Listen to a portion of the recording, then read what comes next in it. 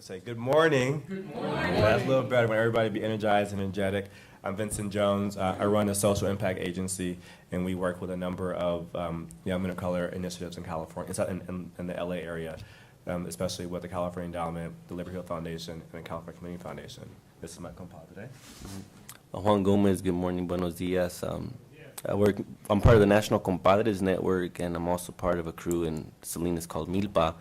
And essentially through the National Compadres network, what we're doing is really looking at these notions of masculinity, building safe space to have those conversations, but also partnering with other folks across races, across gender lens, so that we can have a full, healthy continuum and spectrum of what it looks like to talk about manhood and masculinity, right? And the way that we even decolonize our way of thinking around it by not otherizing it, by just being, kind of in solidarity and okay with that issue, for me and Vince to be up here, right? I mean, we come, for the compadres, we're more like the traditional folks who talk about masculinity and stuff like that, and we would never partner. This, there's always like, we'll have talks, but no one, this is the first time, we've been in this work probably from the beginning as far as BMOC. This doesn't happen, This doesn't happen, so we're like openly struggling with it, openly exploring it, and openly determined to make it happen, right? So we want to set the precedent that when folks come into this room, they know that this is the norm and the expectation. It's not, something that you can't talk about. So I want to say that in a good way. Amen. All right. We're in church. Yeah. And also kind of going with the church theme. Often when you're in church, people, there's the whole, stand up, talk to somebody next to you, shake a hand. And so we're going to get started we're going to pass out these pictures. And we want you to find somebody you don't already know. I know some of you guys are very popular, I know everybody in the room. But just find somebody you don't know, and you're going to just talk about what in the picture kind of speaks to some of the boys and men of color work that you're connected to. And you can, I know we think very, we think very literally oftentimes, so don't think so literally. Just kind of think, it could be a color, it can be something about a smile, it can be anything. But what is it? Something about the picture that evokes something from the work that you do. Does that make sense? Are you guys with me on that? Thumbs up if you're with me on that. Okay. So find somebody you don't know, and we're going to spend about 5 to 7 minutes sharing. All right.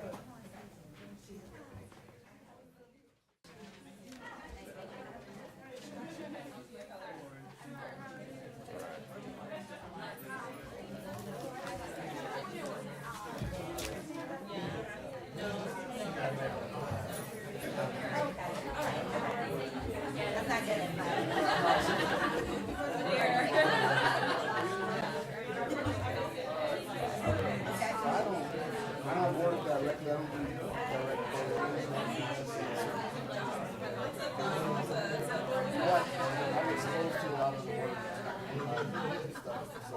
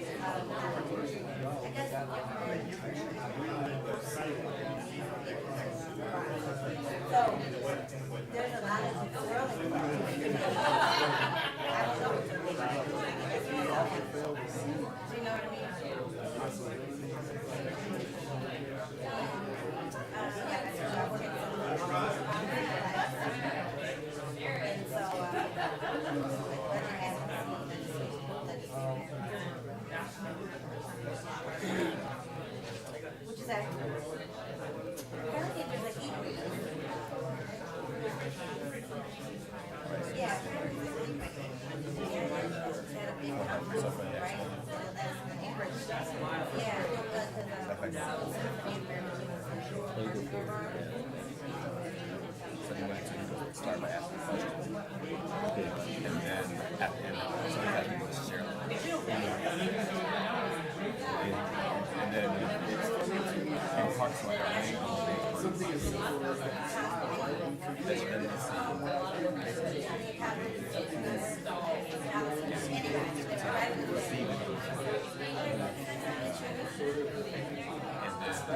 then they may probably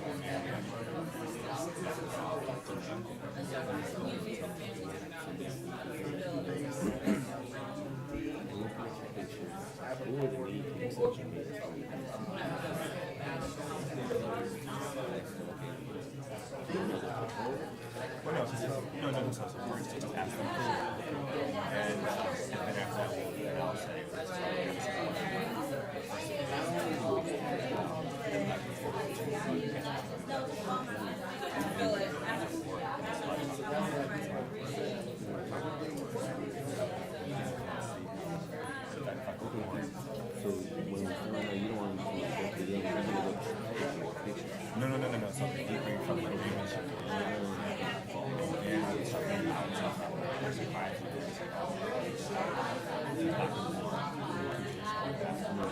And then get the reaction.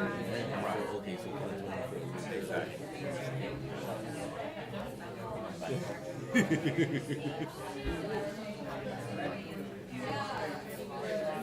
About one more minute. About one more minute.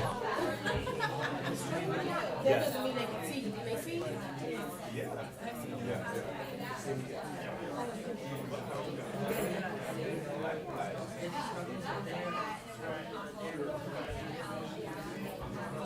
All right, about 30 seconds left.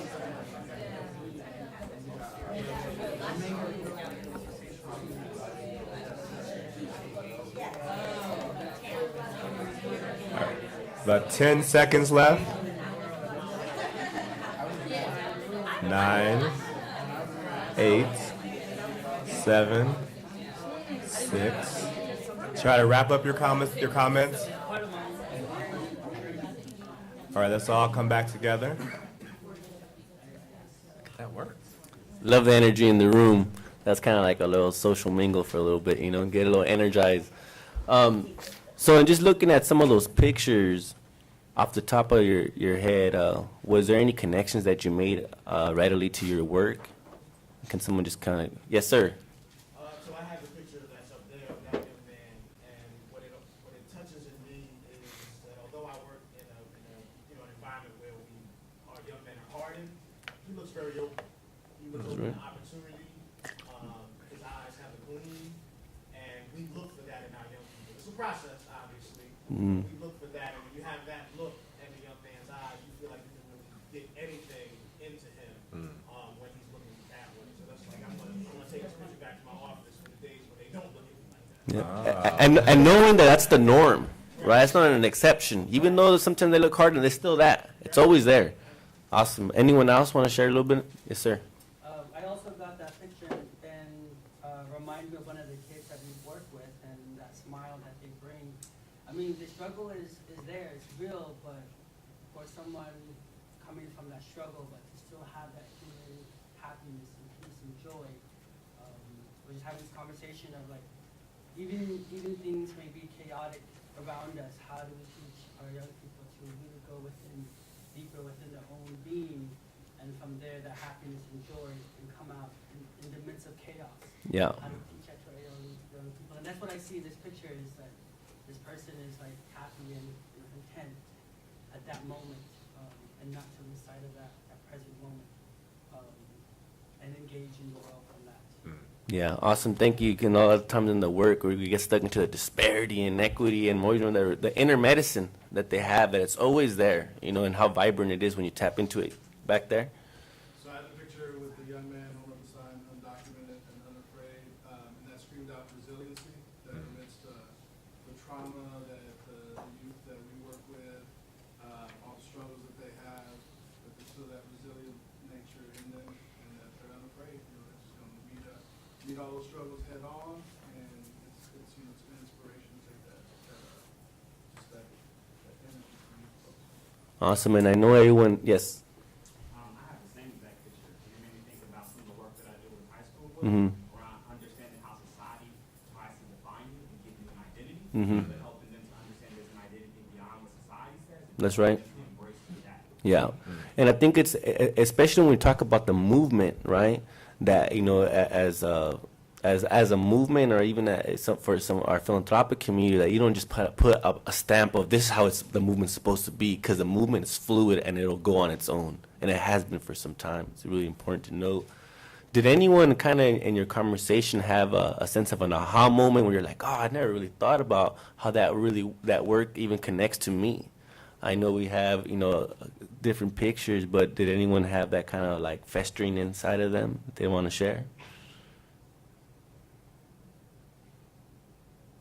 I'll offer. So although we don't deal with the documentation issue very Mhm. much in Newark, we talked in our working group this morning about invisibility. That's right.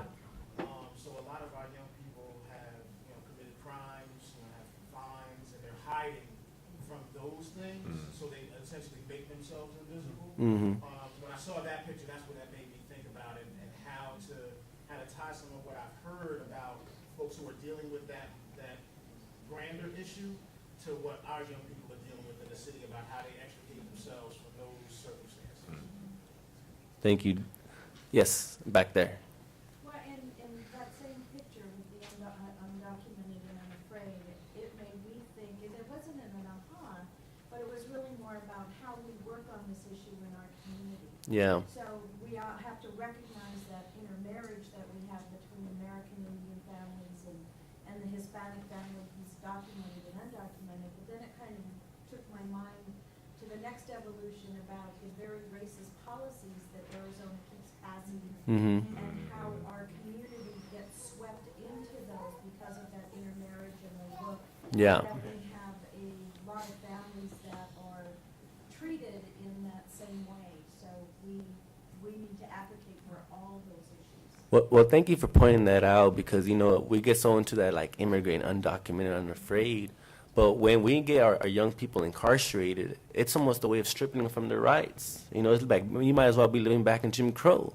It's so hard to even get housing, and that's what happens even with some of our folks, that you don't let them have their identity and express their identity, and they even get scared of it. So you pass, or movements that are so rigid that doesn't let them to be part of it. And they're just waiting to just like say, hey, I'm on a roll too. Vince. Now, would it surprise you that all of the young men in his pictures are gender nonconforming? Or that they're basically all gay? Anybody surprised by that? We wanted to, so for example, this young man. We've got a brave soul. Yes, That's right. yes. Say yeah, because we had two pictures. We had this one and this one. And so I, of course, had an LGBTQ reaction to our work, meaning we don't do a good job of it in our work. We need to make sure we're careful about how I work with Jim Casey Foundation, and our focus is specifically on older foster youth and care and improving their outcomes. And so young people tell us all the time, pay attention to where you place us. Pay attention to what we need, so that was my reaction with given the direction. This was LGBTQ community, so I'll just be open and honest to say that was my aha. And I had the same picture, and in openness and honesty, I had a reaction, then I had to check myself. That's right. For lack of a better term, because I think that when we're talking about masculinity, we're so used to like creating these boxes and categories, and so we use visuals, and we immediately start to. And I had to check that part of me and say, wait a minute, I don't even want to. So when I share with my partner, I don't want to assume that that's what's going on in this picture. I saw camaraderie. I saw a sense of peace and safety in that picture. I didn't want to assume that they were, gay or that they were even partners, because boys can put, men can put their arms, and masculine men or whatever, however you identify, we shouldn't look at those images and begin to say, well, he's got his arm around him, so he's obviously gay or whatever. Right. And so I had to check that part of me that was conditioned. And so let me just. Oh, sorry, I was doing like this with me. Oh, yeah. I like that's a new one. Like, yeah. And then also I want to add that I think I'm used to trying not to make assumptions around race or ethnicity. So even when I was talking to my colleague here, I was like, oh, he could be API, he could be Asian, he could be Native, he could be Latino. I don't know. I won't make an assumption about that. But I don't think I even thought to make it, talk about, oh, he could be male, he could be gay, or any of those, because I think we're so used to being careful about race and ethnicity that I don't think we also try to do that about gender or at all. And I think even me, I always know I try to do that only in certain places on that, but usually I make assumptions around that and then I back up, right? But as someone tries to say, oh, are you Jamaican? And I'll be like, hold on, I'm not Jamaican. I know.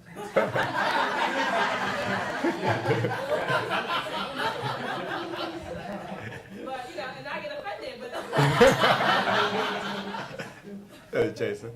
Vincent, I was wondering because I think a question comes up for me around assumptions being made and how that could be offensive or not offensive, and wondering how do we put our ignorance out there as a learning experience, right? So, That's right. Like you bring up that about being Jamaican and whatnot, like somebody be like, oh, you African, you're like, yeah, I'm excited, you know what I'm saying? And I think that where do we have that conversation or get to that place where we're not so afraid to offend and that there's a space to be ignorant and learn? Yeah. So we're going to bracket that because we're definitely going to address that. But that's a great question. I think that's a heart of the matter. And that's part of the reason why I wanted to start off this way. Because oftentimes people will, in this work, will think, oh, we don't have, everyone in our programs conforms to an idea of masculinity.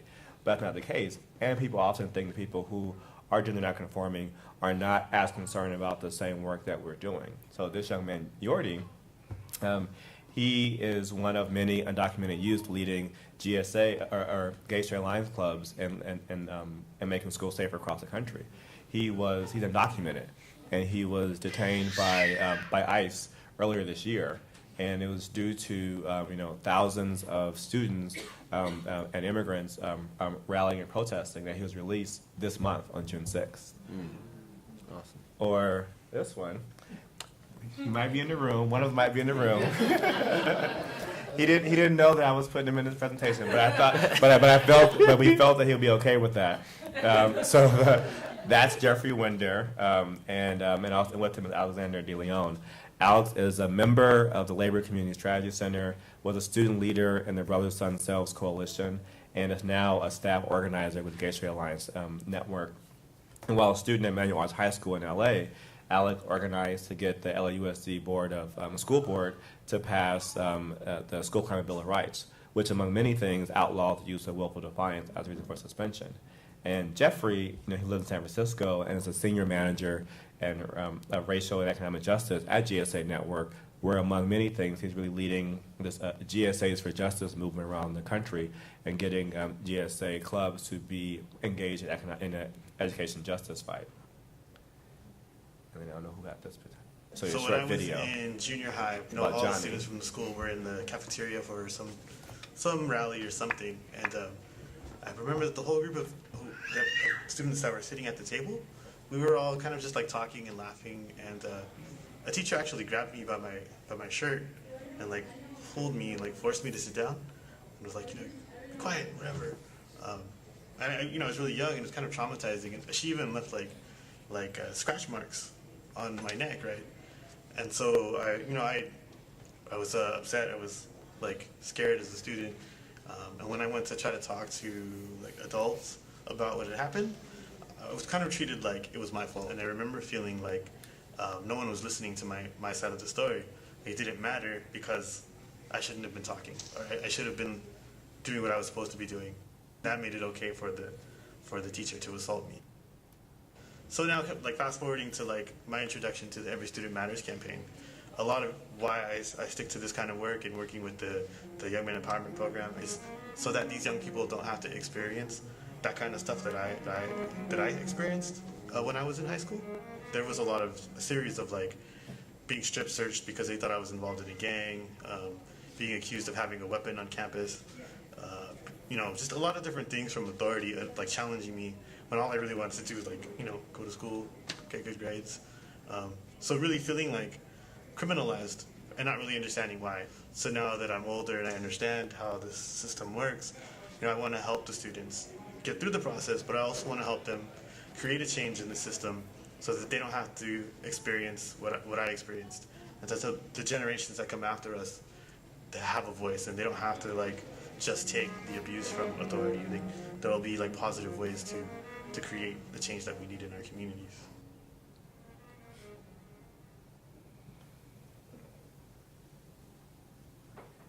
And that's Johnny Rodriguez in Long Beach. He's an organizer with Combined Girls in Action, a gender justice organization. And you hear his story. He also is gender nonconforming, and he has been victimized by some of the same issues that many young people who are in communities are dealing with. And he's gay. So oftentimes people don't connect the two together, and they have a view about who's impacted by certain issues and who is organizing those issues. And we'll do one more. I think that's me.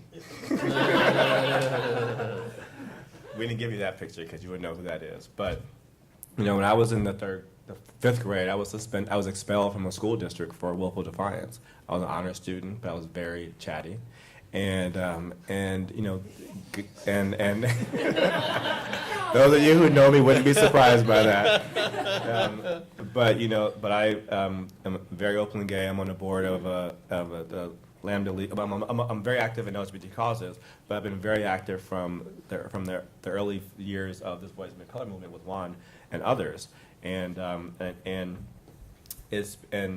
part of the reason why we're here today is because we really want to have an open, honest conversation about how can we talk about masculinity in different ways, and how can we have the space to make mistakes, to have to possibly offend, but also to talk about why it's important, because of the generation that we are working with. This is their reality. And, it's not that, it's like you see a picture like this, and this picture was on Instagram. It's this couple, Cordell and Caleb, and their 2 kids. And it was a part of a series of pictures they had about their morning routine. And people were like, oh my gosh, I can't believe they'll post that on there. What's that about? But for a number of people, say it again? Yeah, doing the hair. And but for a lot of folks, it just really challenges their view of masculinity. You have these 2 men who, if they were by themselves, you would think, if it was one of the guys by themselves, you would have one view. If it was just 2 of them together without the kids, you have a different view. And then you have them with the kids, you have a whole different view.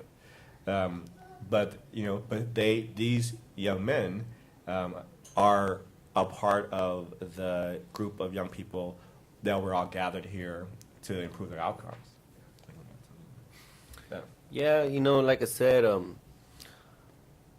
even for me, when I sit here, and I told Vincent, I was like, man, you're putting some pretty racy pictures up there, and that most people would be like, no, you can't put that. That's too crazy.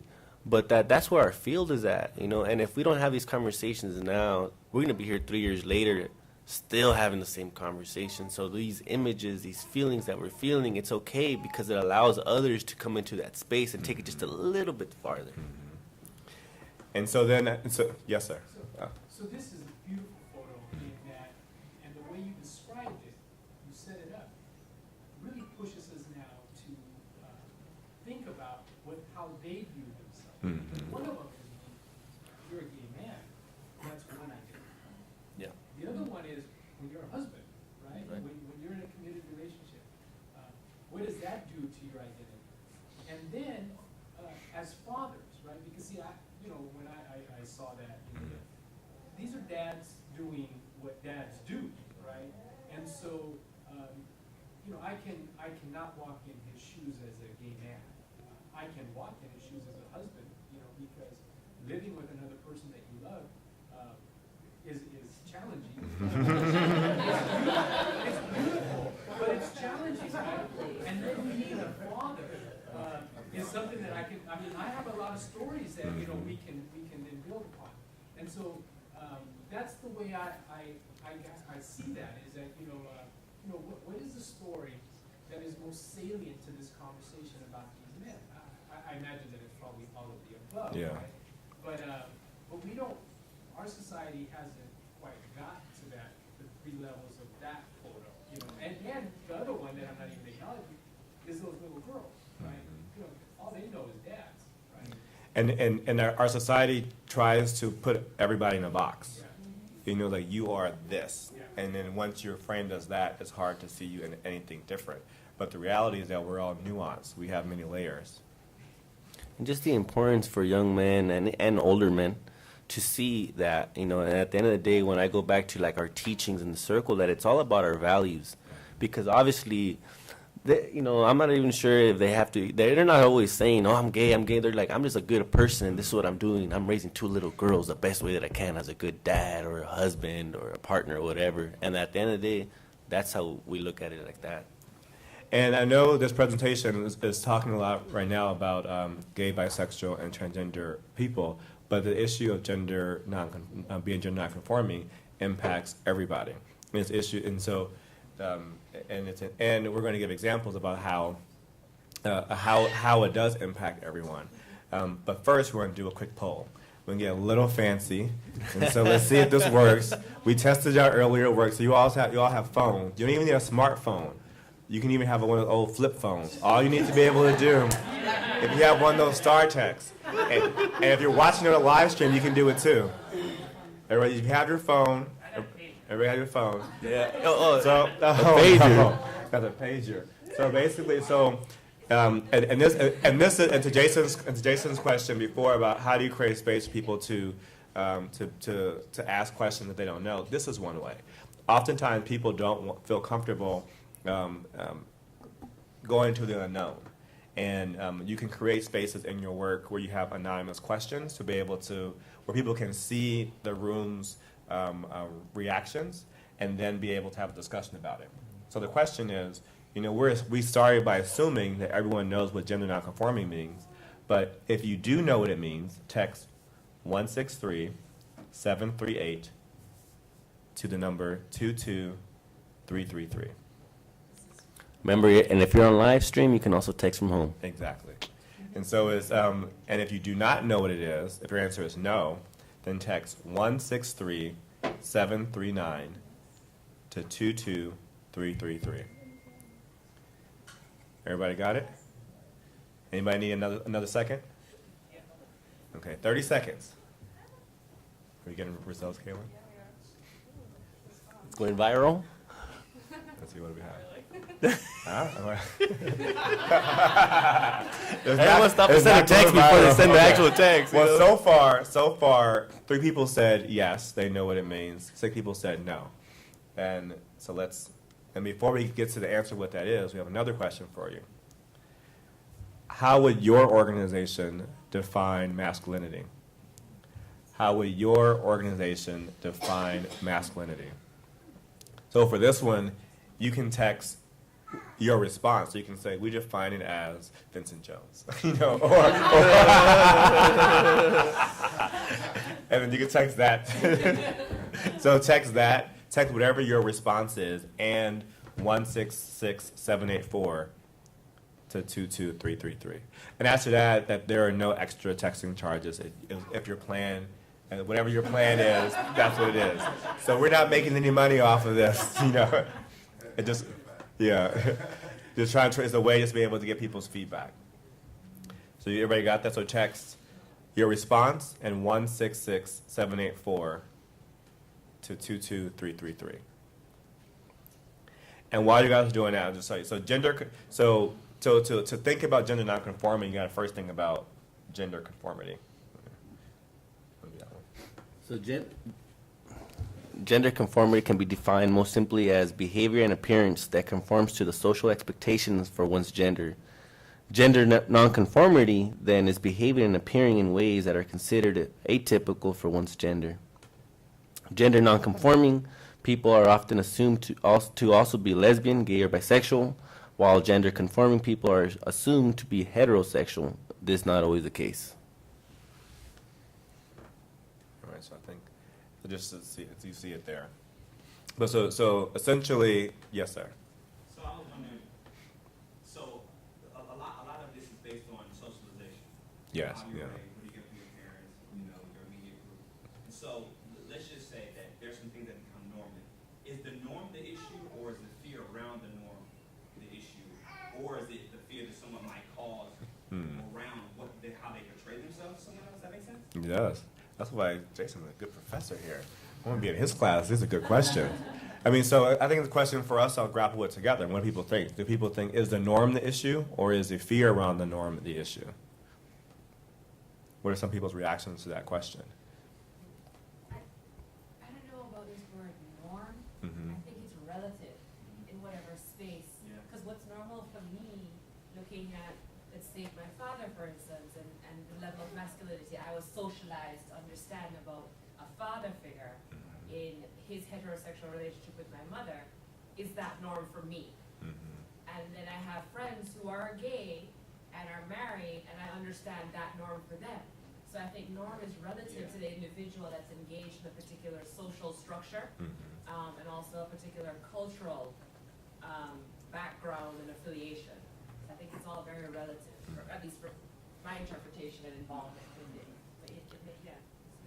And I think that's a perfect way to put it. And I know one thing for your work, one standard that I've heard people use that I particularly think is a good one, when you're dealing with actual young men who you're trying to create structures and systems for them to thrive, you have to put them first.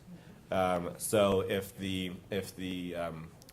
it might be whether it's one or two who are impacted by the way the norm or the fear of the norm or whatever it is, and the rest are not.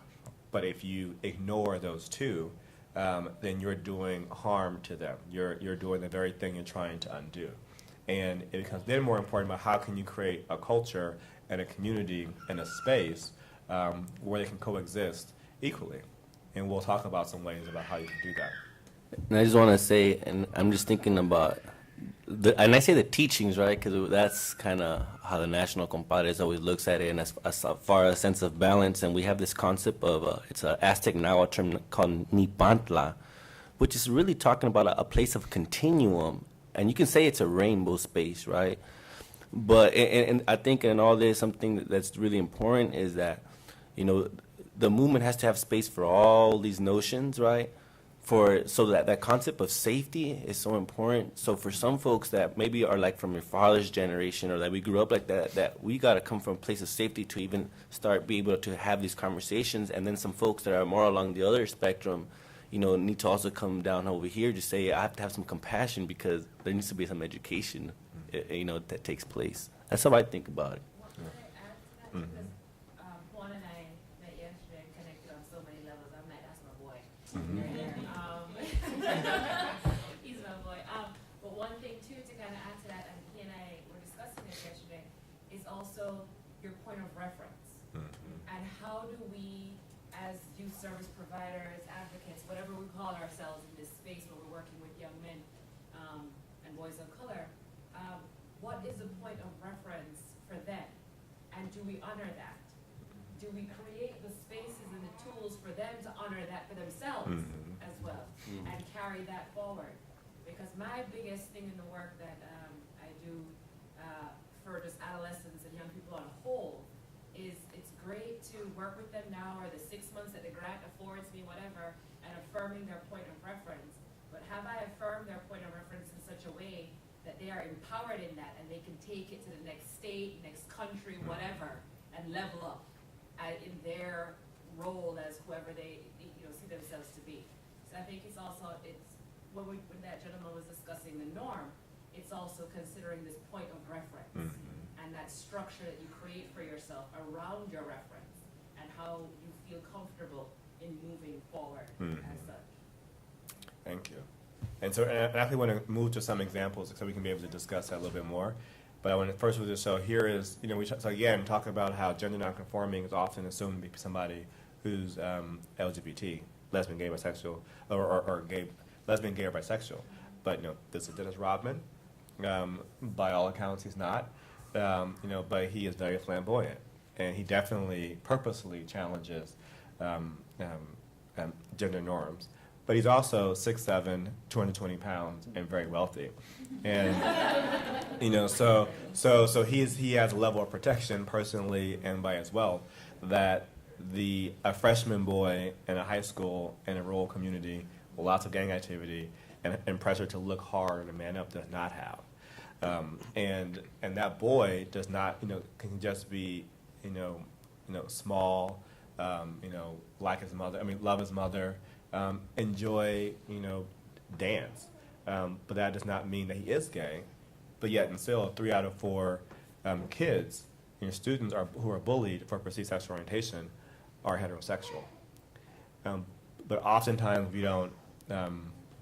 don't think about that. We just think, oh, that's just something that impacts gay kids, and so as a result, what it often does is it make in our work. Because if we think about an issue as not applying to our kids, then we don't think about how to address that problem or to build an opportunity structure for those kids to have the opportunity to thrive.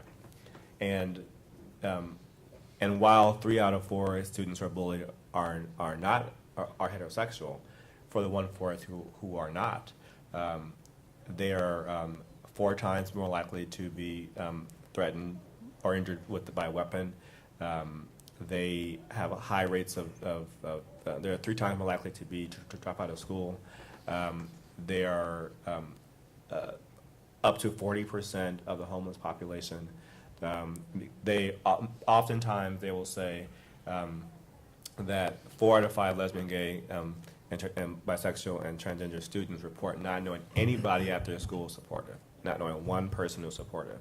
So if they're being bullied, and they know nobody who supports them, and in fact they find the people who are against them, they will decide not to go to school. So a lot of the work in California in the last years has been around school climate, school push-out, school discipline. We think about it more from the perspective of the teacher and the discipline policy and so on and so forth, but people often don't think about how that has a nuanced view for LGBT folks. And I just want to say in this whole process, thinking about also the bullies themselves, what kind of example are they having at home or in the community? Because obviously they're being exposed to some level of community violence. Right away I think about, the trauma and the importance of doing healing work, right? Because what happens to their brain, and at first, and I remember I used to be one of those bullies, right? And I said, it's just maricon or whatever, we chase them around, later on that was like my best homie, and we were in the gang together, right? But what it was is that you're not even thinking that, you don't feel safe in your own space, not even around whether someone's gay or lesbian, you don't feel safe, so you're reacting abnormally already because your brain is maladapting to society. So these kids, and then you put another layer, and it's just layered, and the trauma, it gets violent because the trauma is just so toxic, and it's not so much about, I think we make it an issue about gender, and about all these things, but I personally, and this is just my personal views, that because we have not addressed the need to heal, and when you do that, you have a little bit of space to be able to talk about some of these things and be okay and explore and say, ese es mi hermano. My young brother, my own brother, he identifies, as a queer young man. I love him. You know what I'm saying? So it's one of those things that a lot of it is that space to heal. We're able to have a lot of these, Let's move. I think both of these slides make me think about how we have to challenge what has become the status quo for rites of passage for our boys. Mm-hmm. So some of our communities, in African American communities particularly, we've lost a lot of how we identify that transition between adolescence into manhood. It's gotten lost. So when I'm working in urban communities, I say things like being able to have sex as being rites of passage, being able to hustle, like sell drugs or something like that, being physically strong, or going to jail. So then those become the things that I must engage in to be this man. And so then the response is, like I said, with 16, 9 to 12-year-olds, when we were talking about sex. And one boy was saying, I'm waiting, I want to wait. And the first thing they was saying was man, you gay. And initially, like, it's not just that they're referring to, it's the fact that they feel like they need to challenge him on that is the issue, you know, as well as the thing of him being gay, because why isn't it just okay for him to want to wait? So then I think about the fear component, that now in another space he might decide to change his view because of what society says around him, because he got to enter that rites of passage based on his peers.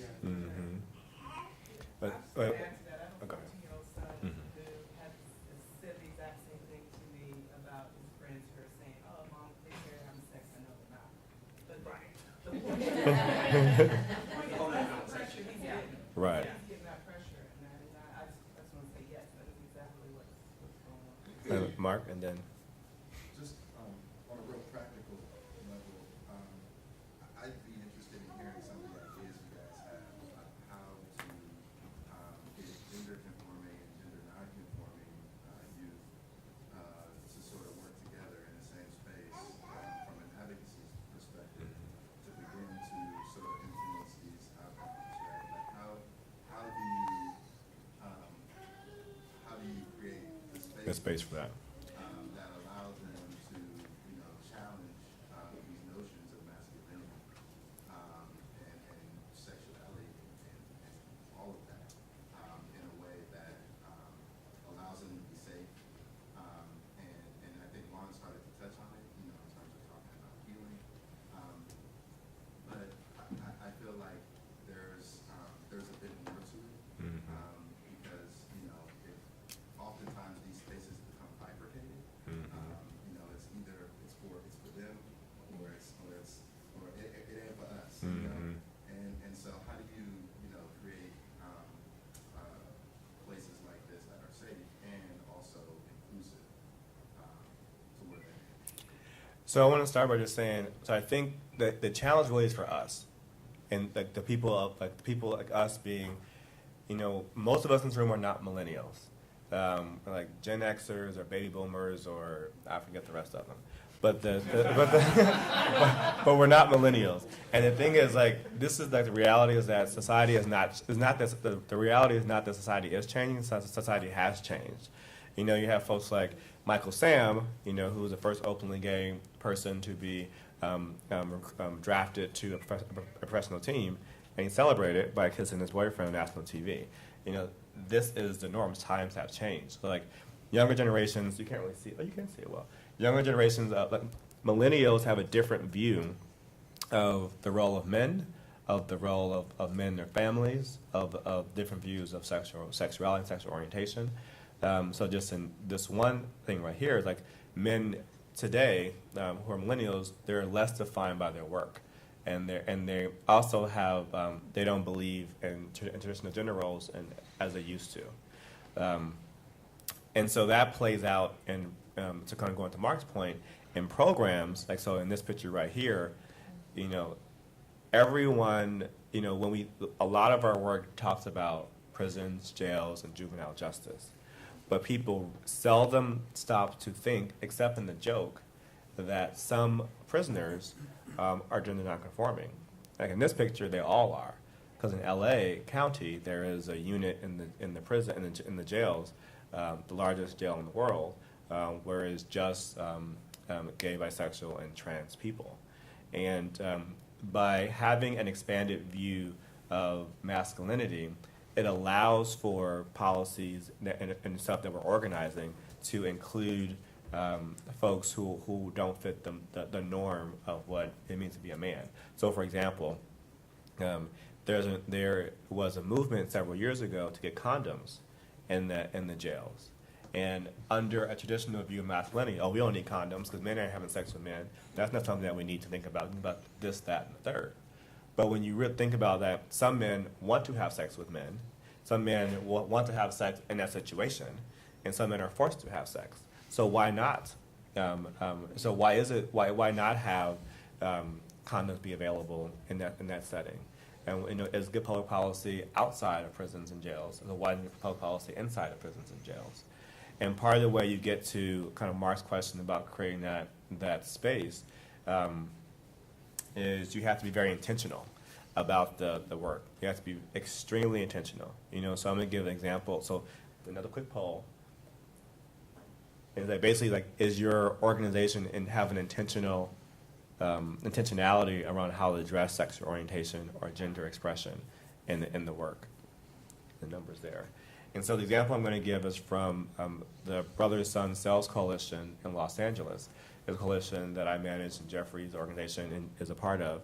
And one of the things we did from day one, and then Leanne's here, who's also part of the coalition.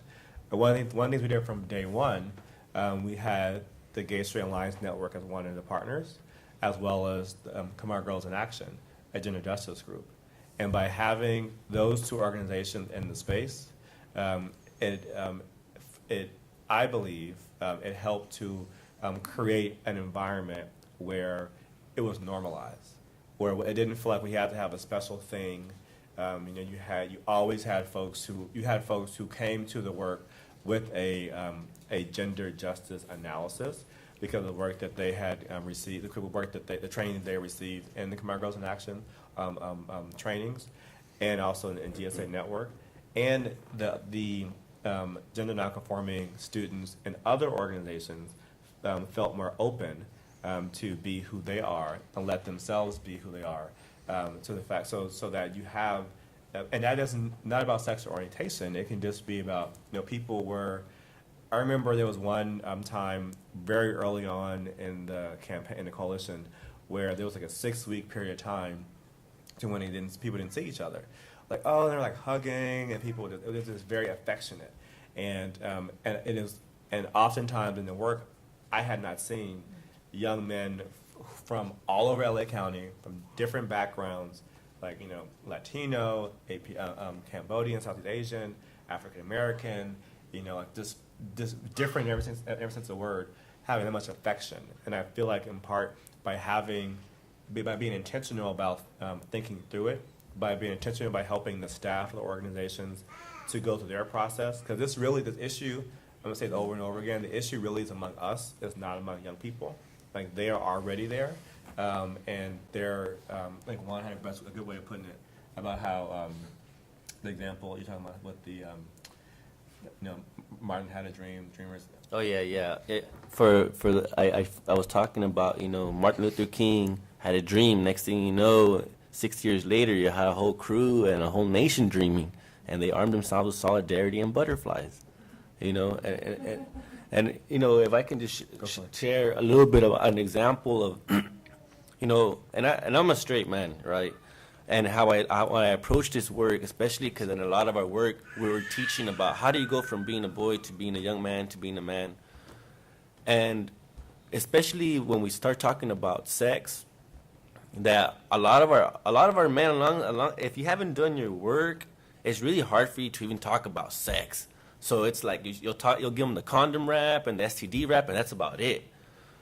But that you have to be okay with having an expanded understanding of just sex and sensuality and the expression and responsibility thereof, right?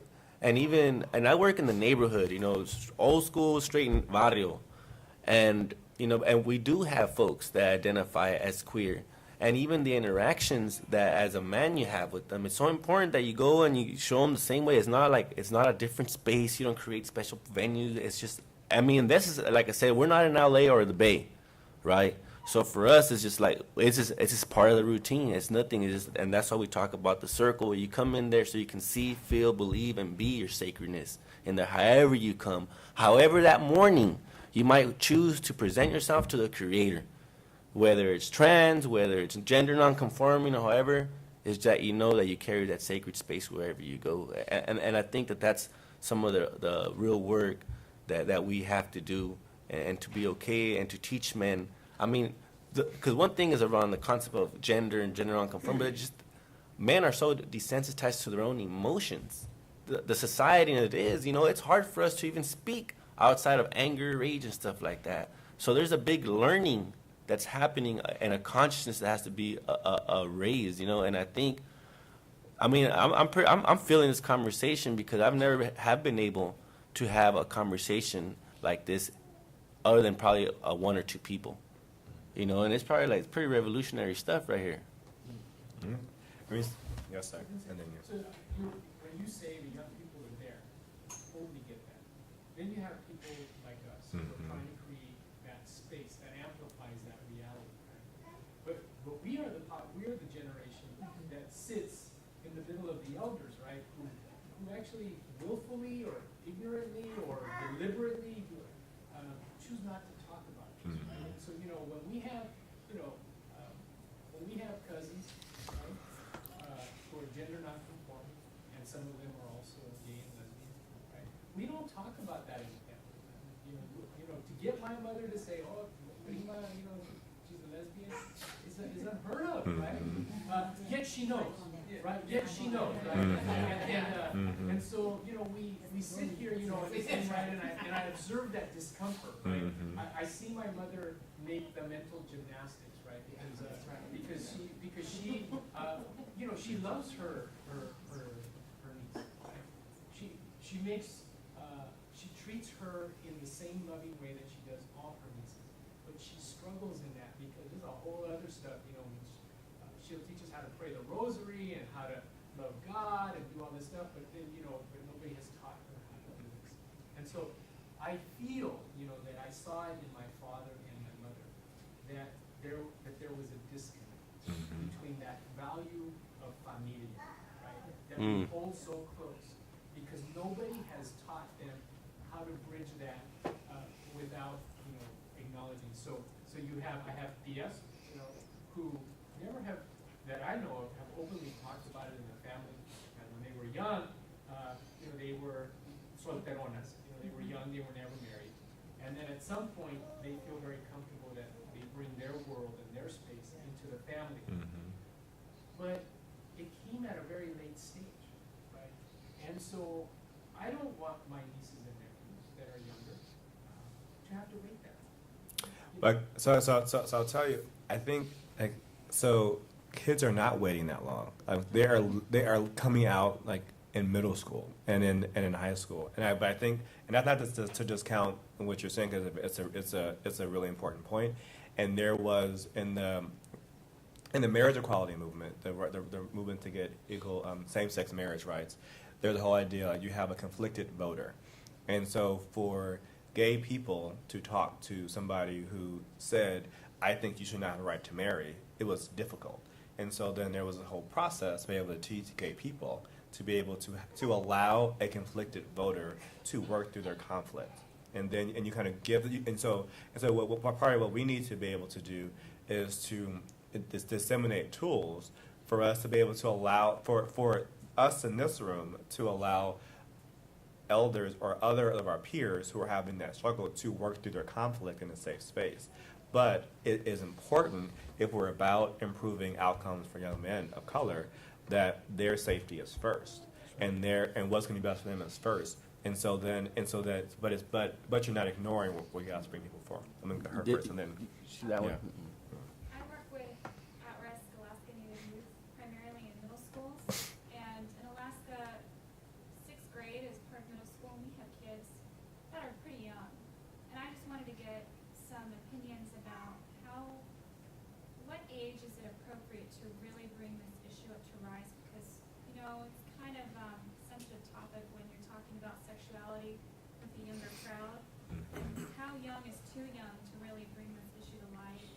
And I guess I just wanted to ask, because I don't know how young is too young to really start talking about these things. And with the younger group, how do you approach it with a sense of appropriateness and maturity and respect in a way that the younger crowd is going to respond to, while the parents won't come after me with pitchforks? Yeah.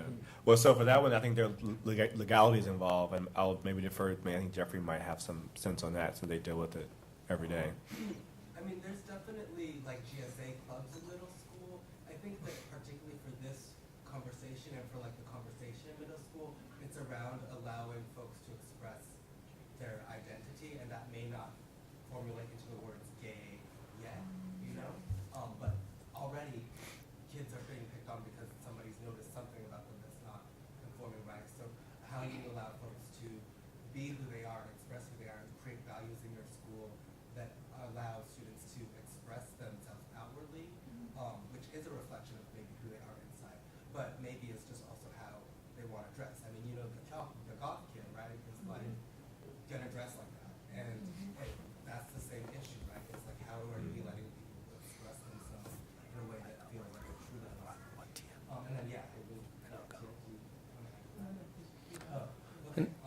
then I would say that like that it's very like important that in the conversation we de-link the concept of sexuality from gender, right? Because gender expression happens from when you're a little tiny kid and your parents put on the pink and the blue thing, and maybe you feel like that's cool, maybe you feel like, oh, this is disgusting, I don't want to wear this, whatever. But that's all part of just your gender expression, and that has nothing to do with the sexuality that you may have. You want to follow up? I'm going to go over, and then you next. Yeah, I've been doing work with the California Department of Human Services, the Child Welfare Group, and this is the point about separating sexuality from gender identity and expression. So in foster care, there's been a large push to take into consideration sexual orientation. So there's LGBT stuff, but we don't have to think about that until the kid's like 12 years old, right? Now the thing is, gender identity and expression stuff starts very early, and when that isn't like a part of thinking about placement, the levels of victimization of gender nonconforming young people in preschool and under, like 0 to 5, are through the roof, right? So it's actually something that we start talking about. It needs to be talked about, like with people working with 2 and 3-year-olds, right? Juan, and then someone over here. So, it's kind of a question that goes along with the last comment. So, I probably have learned the most from millennials when it comes to how their gender and sexuality than I from people my own age who are very smart. Like, they've engaged me in a different way, right? And so I'm attempting to kind of transmit that to other people that are older, right? And the number one thing I hear is that when you're young, you don't really understand sexuality, like it takes a long time, and so they dismiss, kind of children and youth and kind of their views, even though I think it's just way eye-opening to me. So like, what do you say to kind of your elders, even people your own age, that are so dismissive of kind of youth, and even though it seems like they're way ahead of the curve on these issues, like what do you say to, like what do you say to those people? Well, we have a concept of platicando se arregla la gente. By talking, you bring it out into the forefront instead of keep it in the closet, and I know sometimes we talk so much about like when is it appropriate for the youth, but how important it is for the parents to get a simultaneous education and awareness around, and for me it always goes back to this, a health and safety issue, that this is part of learning, and it shouldn't be some like other like weird conversation, that this is part of learning and development, and those natural stages of development. And I would say, and I think this relationship is important. I think it's important for people to, get out of their silos and comfort zones. And if I think as part of the intentionality in the space you're creating, to try to make sure that you have some folks who might be a little extra, for using a different word, maybe a little extra. So that way, people will kind of have forced to deal with it right there, like there, and realize, oh, this is a person. And part of the reason why we started off this exercise at this workshop with those pictures is so people can kind of wouldn't just think, oh, okay, I'm going to be, so you can see your kids in your work in this space, and oftentimes going back to what I think about the conflicted voter, is that we don't give people the space to be able to see how this millennial who have this different view of gender and sexuality and whatever else is in the same person or the same values or the same whatever as this other person. And I think by creating relationships, people it gets demystified. People and they'll think, oh, okay, they're a solid person. I can, they'll go through their own process to figure out how they can validate that person's perspective. But a lot of adults, I think, especially, are afraid of young people, and they'll see them walking down the street, being a little more, like wild or whatever else, and they'll realize that they were the same way when they were a kid. But now they want to judge them even more, and because people are living longer, people are experiencing more generations in the workplace, in different settings. This is a different conflict. But I just go back in this space for young men of color.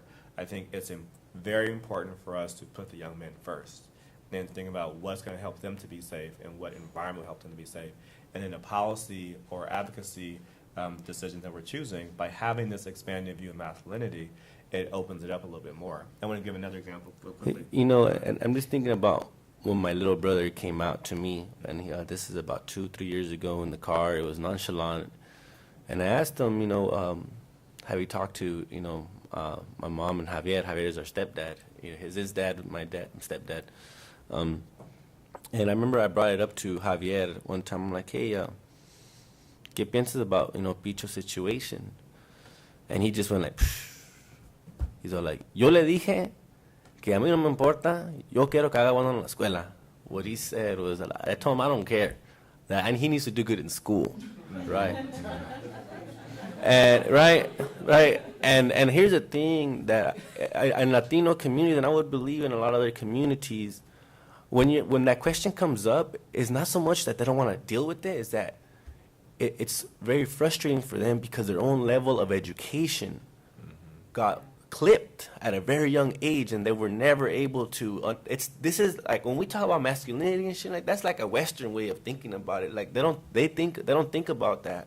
So we have to have like some compassion and not just think that the parents are super like against that. It really what's happening for them, and I really believe and I sat and I spoke to him that his inadequacies as far as being able to be educated in the Western way came up rather than his than his education and his moral values, because he knew that he had to stick by what's best for his son, regardless, however he approached the world. Juan, what do you mean by Western way? And what I mean by that for the distinction between like being una buena persona, being a good person, like that has always been the gate to be a good person, to raise a healthy child. You never put labels on whether it was however he should be a girl, however it should be. It was more around being the best person you could be. And I think when we talk about masculinity, we put it already off the top, we shoot it into this direction, and then if we're not careful, we get into the colonist way of thinking once again, and we got to think outside of the colonist way and make this like, oh, it's okay, it's normal, it's healthy, it's just how it is. Instead of, and like I said, and I think a lot of men like myself often don't have these conversations. Most of the times when we're having these discussions, it's to queer men or trans folks, and there's never a straight man and maybe a queer man or transgender, and that we need to have more cross-pollination, because I think sometimes it comes too one-sided, and a lot of our men have never even discussed masculinity or manhood or anything like that, and then you put them like this, they're like, oh shit. It just you throw them out the window. So that's it's probably not the best way to address it, but in context. And so two things, and there's one question in the back. And another part of this is, so think about Juan's little brother. I remember being Juan's little brother. I'm the only child, but I had to go through a process to figure out then how do I relate to other men, who may have whatever ideas or whatever else, but we're not creating the space for gender nonconforming men or gay men to have that, to go through that process. I bet you probably only 2 organizations in this room, I don't know about the organizations, the ones that I'm aware of, do anything around that. There are probably very few organizations that are in this space that think about the process that young men have to go through who are not fitting a current view of masculinity. And that is just one example how by having a broader view of masculinity, it makes you think through what you're advocating for differently, how you're setting up your space differently, and how you be able to speak to a wider variety of the broader spectrum of young men. So just like 4 things to do in this women's question right here. It just, again, just be very intentional, really think through the space. If it's a coalition, think through groups that are in your coalition. Think through, try to ask yourself, if you were an outsider looking in, how would that outsider define masculinity from how they experience your programs or the space you've created? And then just do a hard look at that. And if from there you get a sense that it's trying to just kind of prescribe what it means to be a man, what it means to be masculine, that you might want to try to see how can you change the way the space is set up so that's not the case.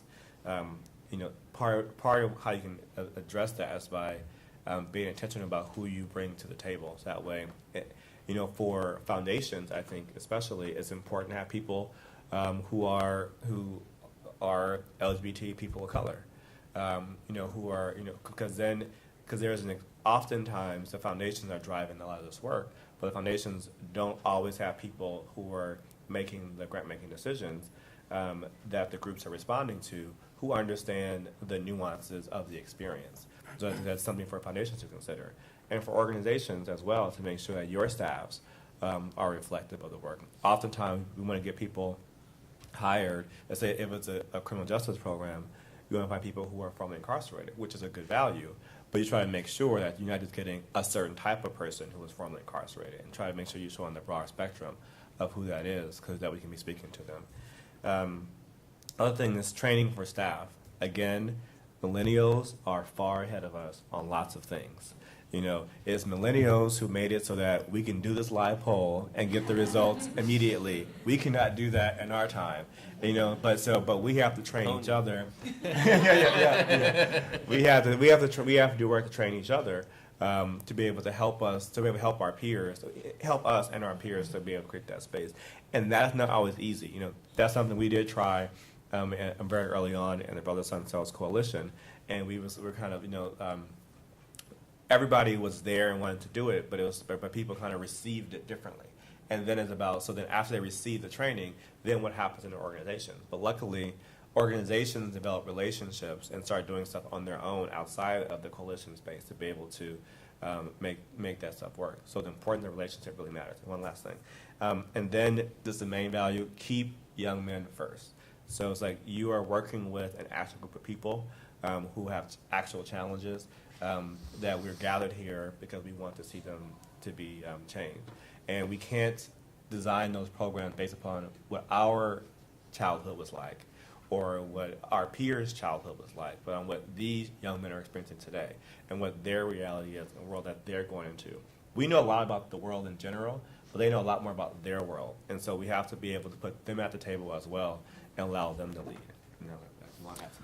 You know, and for me, it's simple. You know, I don't try to complicate things. You know, for me, I'm reflecting back on the Boys and Men of Color camp that we had about 2-3 years ago, and we were doing these kind of like these fire circles.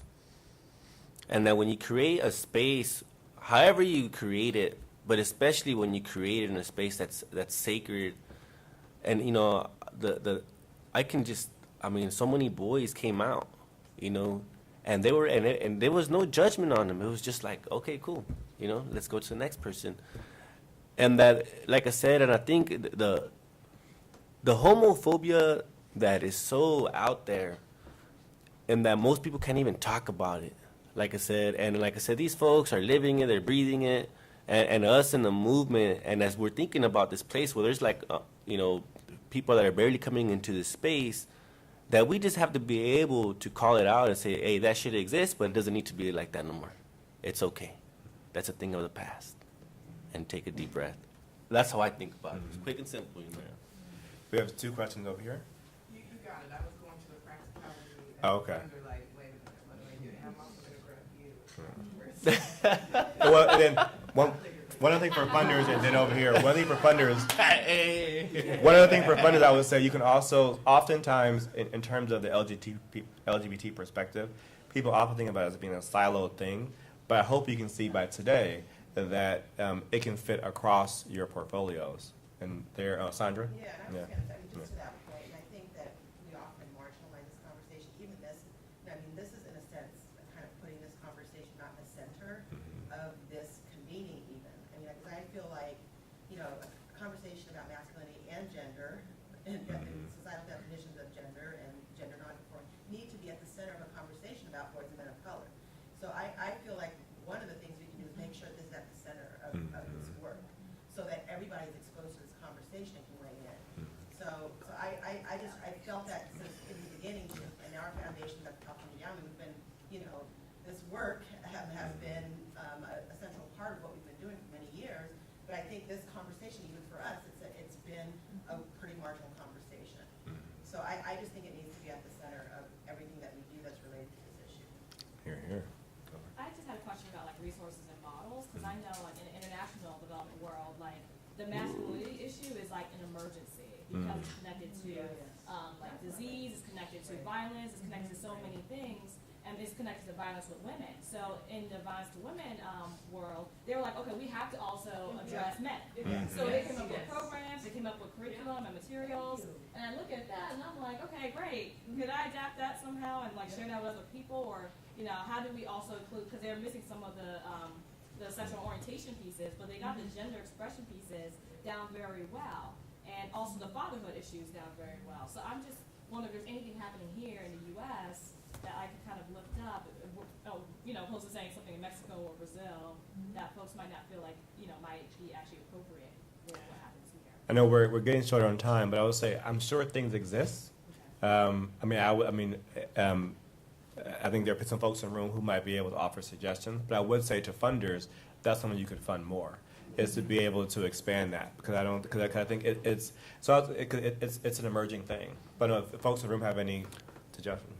National Compadres Network has a partnership with, is part of a partnership called Alianza, and that's a domestic violence. They address domestic violence in the Latino community, and so part of what Juan and Jerry and others kind of do is connect a sense of fatherhood and healthy masculinity with this sense of responsibility, right, in terms of the role that they play. And so while certainly a lot of groups do work directly with domestic violence victims, or whatever label we use, there's this sense like we gotta do something about the men though, and so I think National Compadres and Juan can talk about that, kind of partners alongside.